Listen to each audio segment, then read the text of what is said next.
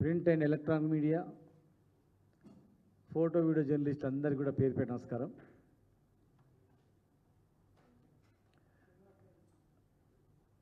పది నెలల తర్వాత పాలమూరు రంగారెడ్డి జిల్లా ప్రాజెక్టు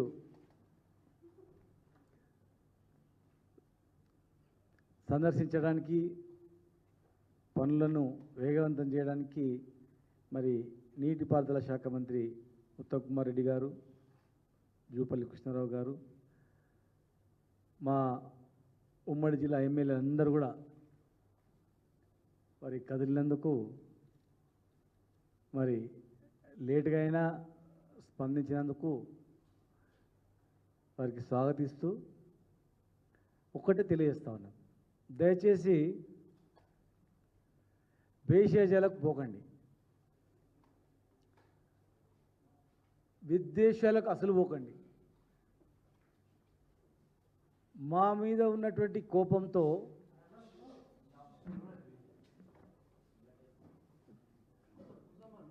పాలమూరు పైన పగ పెట్టుకోకండి దయచేసి. ఎందుకు చెప్తున్నా అంటే ఏదుల కానీ, నార్లాపూర్ కానీ, వట్టెం కానీ, ఉదండపూర్ కానీ, కరివెన కానీ ఇవన్నీ రిజర్వాయర్లు పాలమూరు రంగారెడ్డి జిల్లా ప్రాజెక్టు 90% మేము అమ్ముతామంటే మీ ఈఎన్సీ గారిని రేపు ఎక్కడో దగ్గర సమీక్ష పెట్టి టోటల్ ప్రాజెక్టులో ఎంత పని అయిందో అడగమని చెప్పండి, ఈఎన్సీనే చెప్పండి. దాదాపు 90% పనులన్నీ పూర్తయినాయి. టన్నల్ కూడా 90% టన్నల్ కూడా కరివేణ నుంచి ఉదండపూర్ టన్నల్ కూడా కంప్లీట్ అయిపోయింది. టన్నల్ కంప్లీట్ అయింది, రిజర్వాయర్ కంప్లీట్ అయినాయి. ఏదుల నుంచి వట్టె నుంచి ఆడ మోటార్ ఆన్ చేస్తే డైరెక్ట్గా ఉదండపూర్ వరకు వెళ్ళడానికి ఎక్కడ కూడా అభ్యంతరం లేకుండా ఉంది. కేసీఆర్ గారు పంపు కూడా, మొదటి పంపు కూడా ఆన్ చేసి ట్రయల్ రన్ కూడా చేసి చూపించినాం. ఇక మిగిలినవి ఏంటంటే కాలువలు కూడా టెండర్ మేము పిలిచినాం, మీరు వచ్చిన తర్వాత రద్దు చేసింది. ఇవాళ మీరు చేసిన పని ఏంటంటే మేము చెప్పిన దానిలో మీరు సద్విమర్శగా తీసుకోండి. ఎందుకంటే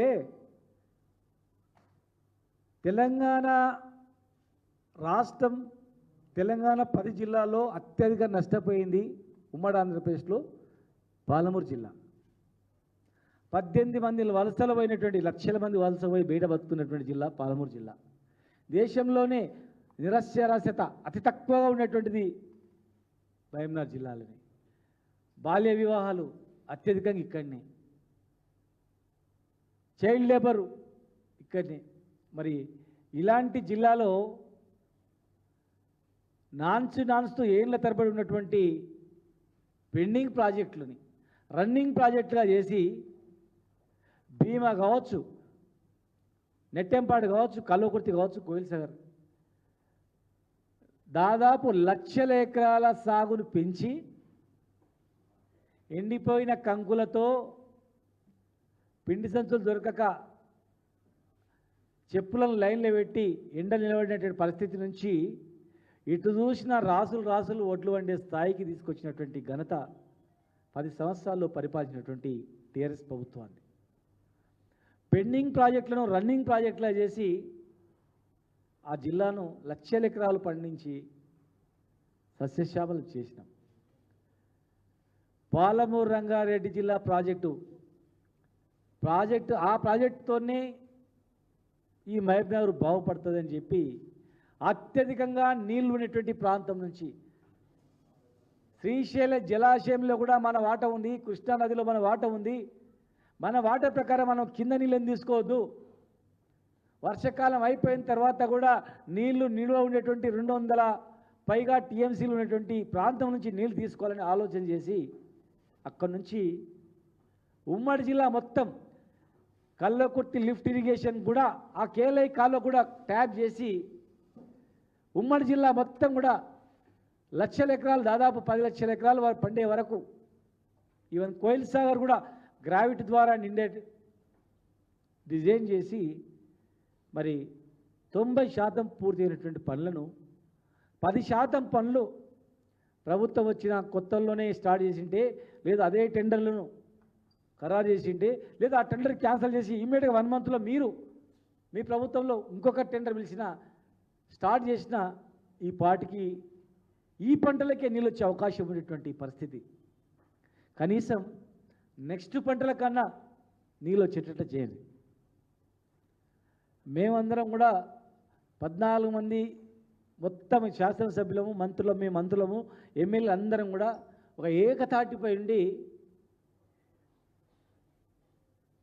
6 రిజర్వాయర్లు, లిఫ్ట్లు, టన్నెళ్ళు కంప్లీట్ చేసుకున్నాం 90%. ఎక్కడ కూడా వెనుకడుగు వేయలేదు.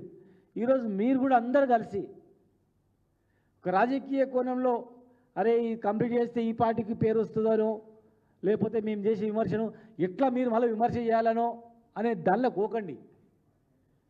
పాలమూరు జిల్లా గోస అనేది చాలా తెలంగాణ ఉద్యమ సమయంలో ఈ మహబూబ్నగర్ చూసే మహబూబ్నగర్, నల్గొండ ఉన్నటువంటి ఫ్లోరైడ్ సమస్యను, ఇక్కడ ఉన్నటువంటి కరువు సమస్యను దృష్టిలో పెట్టుకొని తెలంగాణ ఎందుకు కావాలనో చెప్పినటువంటి పరిస్థితి. ఆనాడు ఆంధ్రప్రదేశ్కి అప్పు కావాలంటే ఈ మహబూబ్నగర్, పాలమూరు చూపించి, నల్గొండను చూపించి, ఈ యొక్క ఆకలి పేగులు చూపించి అప్పు తెచ్చుకొని వాళ్ళ ప్రాంతాలను సోకు చేసుకున్నారు. కానీ ఏళ్ళ తరబడి కూడా తలరాత మారలేదు.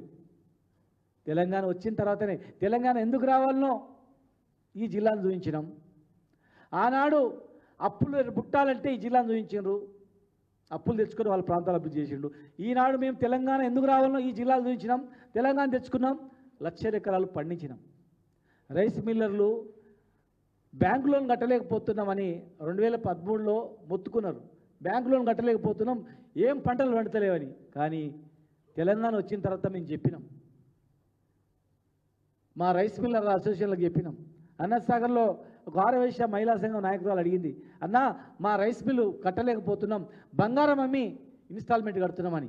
ఒక పూజలో కలిసినప్పుడు అడిగితే, అమ్మ తెలంగాణ వచ్చి మీరు చూడండి, రైస్ మిల్లు సరిపోవు, ఇంకా సరిపోవు, ఇంకా ఎన్నో రైస్ మిల్లు పుట్టుకొస్తాయి అని చెప్పినాం. మరి అది అన్నట్లనే చేస్తామని ఆమె కూడా చెప్పింది ఒక మీటింగ్లో కలిసి. మరి ఈరోజు ఎక్కడ రైస్ మిల్లో చూసినా, ఎక్కడ గోడౌన్లో చూసినా రాసులు ఒట్లు ఎట్లా ఉన్నాయి. తెలంగాణ రాకముందు ఎందుకు ఎండిపోయినాయి, ఈ 10 సంవత్సరాల్లో పంటలు ఎందుకు వండినాయి, ఈ 10 సంవత్సరాల్లో రైతుల పరిస్థితి ఏముంది? మన పల్లెలు బతికేదే రైతుల నుంచి. రైతు ఊర్లో నుంచి, మహబూబ్నగర్ నుంచి 50 ఎకరాలు ఉన్న రైతు ఊర్లో వదిలిపెట్టి భార్య పిల్లలను సంకలేసుకొని ఒక రాజేలాగా బతికినటువంటి రైతే ఇక్కడొచ్చి కూలీ పని చేసుకుంటూ బతికిన పరిస్థితి 2014 వరకు 13 వరకు ఉండే. కానీ ఈ 10 సంవత్సరాల్లో మళ్ళీ అదే రైతు ఊరుకోయి మహారాజులాగా బతికిండా లేదా?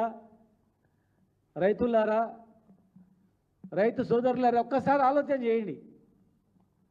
మేము ఏదైనా మాట్లాడితే మా మీద కోపంతో మేము మాట్లాడితే ప్రెస్ మీట్ పెట్టంగానే మమ్మల్ని తిట్టడమో, ప్రెస్ మీట్ పెట్టంగానే సూచనలు ఇస్తే దానికి తిప్పికొట్టడమో తప్ప మేము చెప్పిన దానిలో ఆవేదనలో అర్థం ఉందా లేదా, వీళ్ళ అనుభవంలో మిగిలిపోయినవి ఏమున్నాయి, వీళ్ళ సలహాలు తీసుకుందాం అనేటువంటి ఆలోచన లేదు.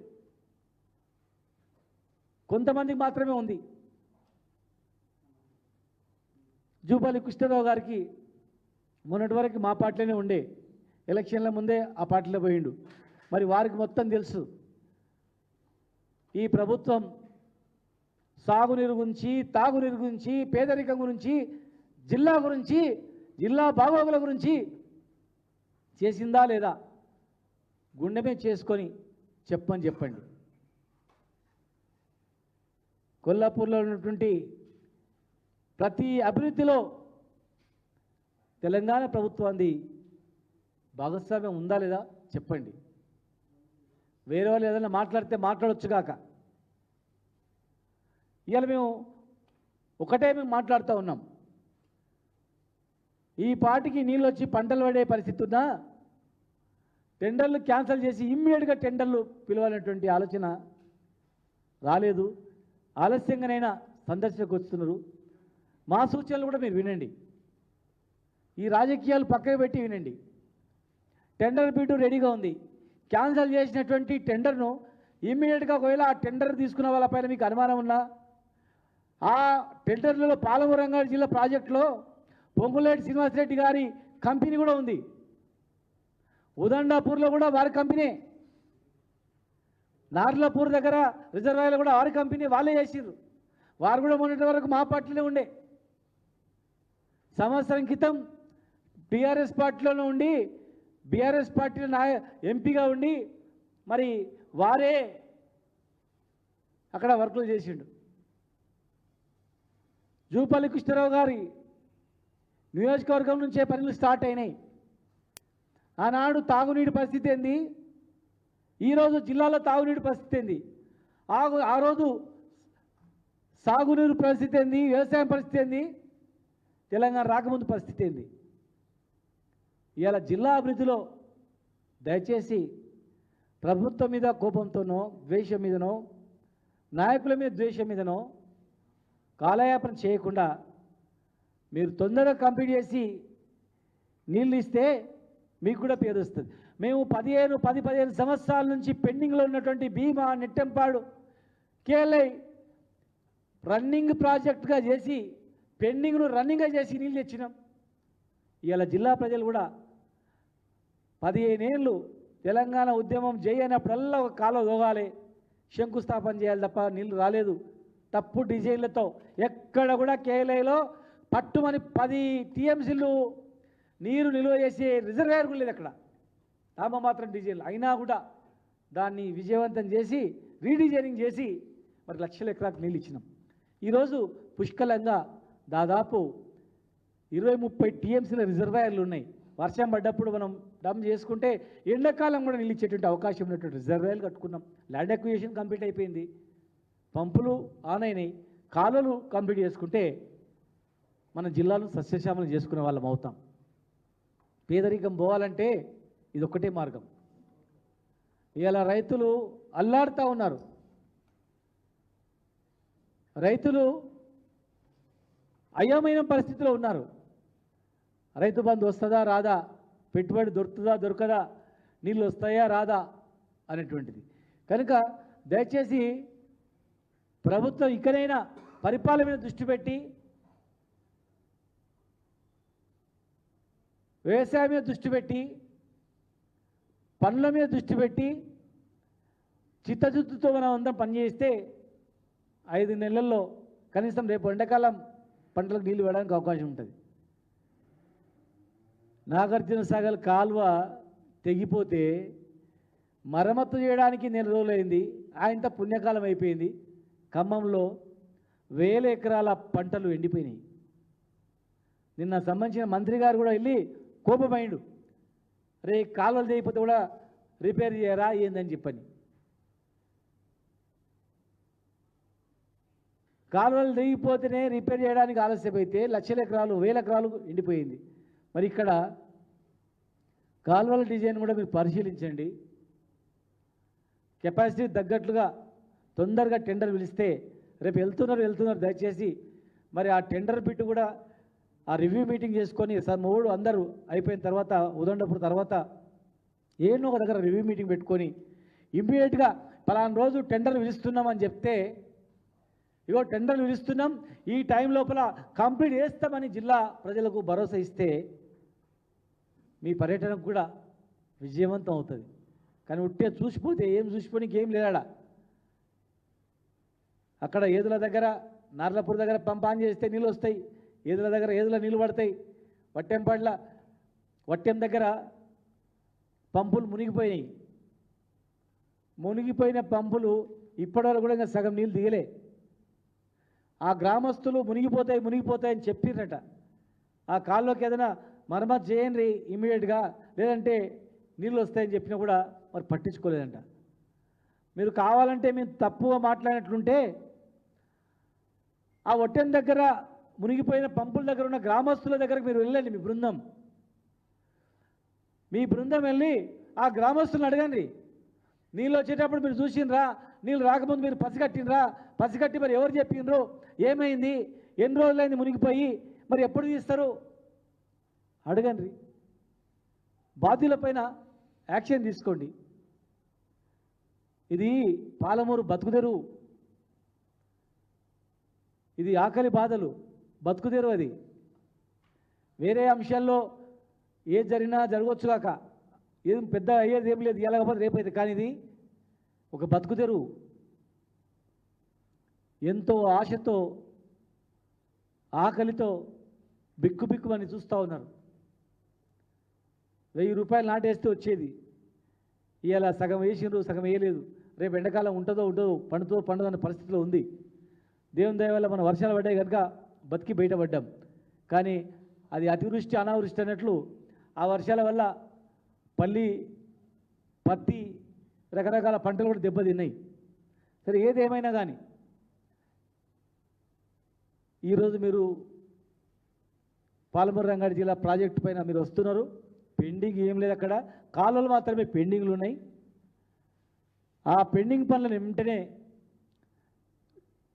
టెండర్స్ కాల్ఫర్ చేసి రేపు మీరు లాస్ట్లో ఒక రివ్యూ చేసి ప్రెస్ మీటింగ్ పెట్టుకొని రేపు పర్యటనలో భాగంగా పాలమూరు ప్రజలకు పలానా తేదీ లోపల మేము కంప్లీట్ చేస్తామని భరోసా ఇస్తే మరి ఇరిగేషన్ మంత్రి గారు కానీ, మరి జిల్లా మంత్రి గారు కానీ, జిల్లా ప్రజల నుంచి కూడా అరే మాట ఇచ్చిర్రు, మాట ప్రకారం ఈ 10% పని, మరి 90% పని ఎన్ని రోజులలో అయింది, ఈ 10% పని కాలువలు తోవడమే, జేసీబీలతోనే కాలువలు కొట్టుకుంటూ ఓడమే. ఏ ఊరు పొలిమేర నుంచి ఆ ఊరు పొలిమేర వరకు ఆ ఊళ్ళో పిలిచి కాంట్రాక్టర్లు అప్పచెప్పి ప్రతి ఊర్లో జేసీబీలు అయినాయి, ఇటాచీలు అయినాయి, ట్రాక్టర్లు అయినాయి, టిప్పర్లు అయినాయి, మస్తు అయినాయి. ఒక వార్పుడ్ బేస్లో వేగవంతం చేస్తే వచ్చే పంటకు నీళ్ళు వేయడానికి అవకాశం ఉంటుంది. కనుక దయచేసి ఎమ్మెల్యేలు కానీ, మంత్రులు కానీ మా మాటలను కూడా మీరు విని మాది విమర్శలు అనుకోకండి, సద్విమర్శగా మీరు తీసుకొని చేస్తే అది చిత్తశుద్ధితో నిజంగా వీళ్ళు కంప్లీట్ చేయడానికి వచ్చేనే భావన కలుగుతుంది. కనుక దీన్ని ఇరిగేషన్ మంత్రి గారు, జిల్లా మంత్రి గారు బాధ్యత తీసుకొని వచ్చే పంటలకు నీళ్ళు ఇచ్చేటట్లు టెండర్స్ కాల్ఫర్ చేసి జిల్లా ప్రజలకు భరోసా ఇవ్వాలని చెప్పని మరి మీ ద్వారా తెలియజేస్తూ ఉన్నాను. ఉట్టిగా చూసిపోతే ఏం లాభం లేదు, కొత్త చేసేది కూడా ఏం లేడా, చేసేది కూడా ఏం లేదు. టన్నల్ కూడా అయిపోయింది. ఒక పేపర్లో టన్నల్ పెండింగ్ ఉంది, టన్నల్ పెండింగ్ లేదు, గిన్నింగ్ లేదు. టన్నల్ అయిపోయింది, గిన్నెలు అయిపోయింది, రిజర్వాయర్ అయిపోయింది, ల్యాండ్ అక్విజిషన్ అయిపోయింది, టోటల్ A to Z అయిపోయింది. చిన్న అక్కడక్కడ ఏదైనా చిన్న మిగిలి ఉండొచ్చు, 1-2%. మిగతాది రిజర్వాయర్ కింద కాలువలు మాత్రం మిగిలినాయి. చెక్ డ్యాములు కూడా ఉన్నాయి. చెక్ డ్యాములు కూడా రైతులకు చాలా భరోసాను ఇస్తాయి, వాళ్ళకు చాలా ధైర్యాన్ని ఇస్తుంది. ఒకవేళ ఆ భూగర్భ జలాలు కూడా పైకి వస్తున్నాయి చెక్ డ్యామ్ల ద్వారా. కనుక అత్యధికంగా తెలంగాణ రాష్ట్రంలోనే హైయెస్ట్ చెక్ డ్యామ్లు మహబూబ్నగర్ జిల్లాకు మేము తీసుకొచ్చిన మా హాయంలో. రీసెంట్లీ కూడా ఇంకా దాదాపు 70-80 చెక్ డ్యామ్లు ఉన్నాయి జిల్లాలో, టెండర్స్ అయ్యి ఉన్నాయి. మరి ఆ చెక్ డ్యామ్లను కూడా కంప్లీట్ చేయండి, కాలువలు కూడా కంప్లీట్ చేయండి, తొందరగా నీళ్ళు ఇవ్వాలని చెప్పి మేము విజ్ఞప్తి చేస్తా ఉన్నాం.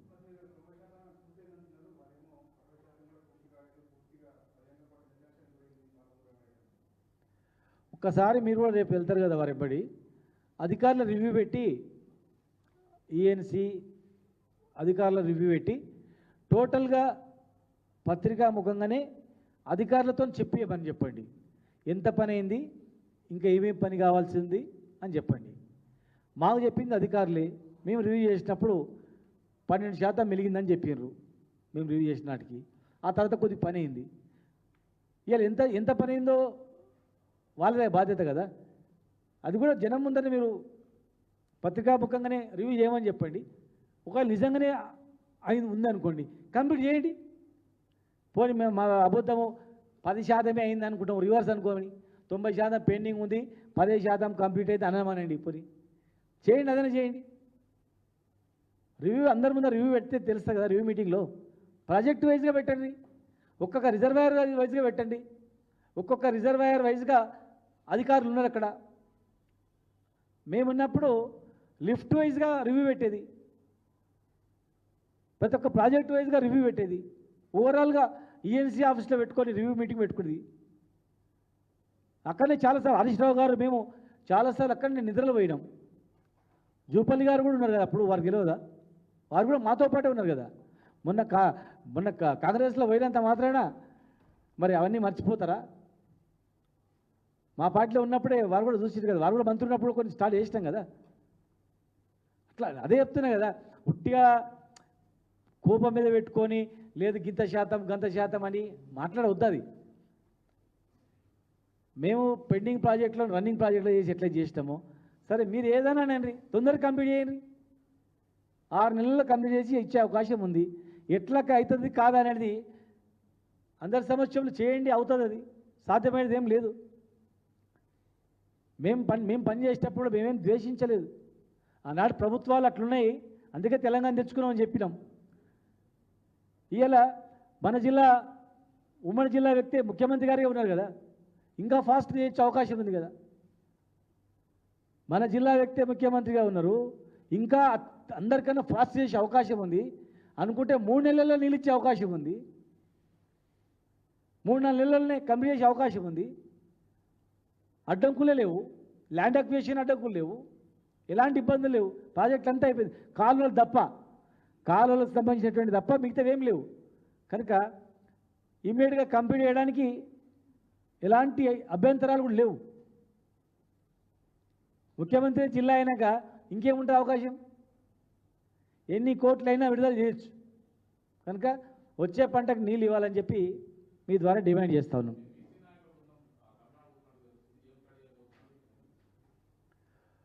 అంటే అక్కడ ఆర్థిక స్థితిగతులు, రాజకీయంగా ఎలా ఎదిగిండ్రు, రిజర్వేషన్స్ ఎట్లా ఉన్నాయి, అన్ని రంగాల్లో వెనుకబడినటువంటి వర్గాల వాళ్ళు ఎక్కువగా తమిళనాడులో అన్ని రంగాల్లో ముందంజలో ఉన్నారు. రిజర్వేషన్లు కూడా 69% రిజర్వేషన్ తమిళనాడులో ఉంది.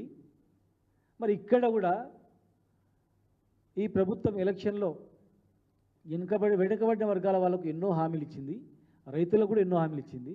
ముఖ్యంగా ఓబీసీలకు రిజర్వేషన్ విషయంలో ఇమ్మీడియట్గా రేపు రాబోయే ఎలక్షన్స్లలో, వచ్చే ఎలక్షన్స్లలో 42% రిజర్వేషన్ ఇస్తాం. జనాభా 60% ఉన్నా మేము 42% ఇప్పుడు ఇస్తాం అని మాట ఇచ్చారు. కనుక ఇచ్చిన 42% రేపు అమలు చేస్తారు, 100% అమలు చేస్తామని మొన్న కూడా మాట ఇచ్చారు. కనుక ఇక 42 ఇస్తున్నారు. ఆ 69, 50 పైన ఉంది కదా. సరే, ముందు 42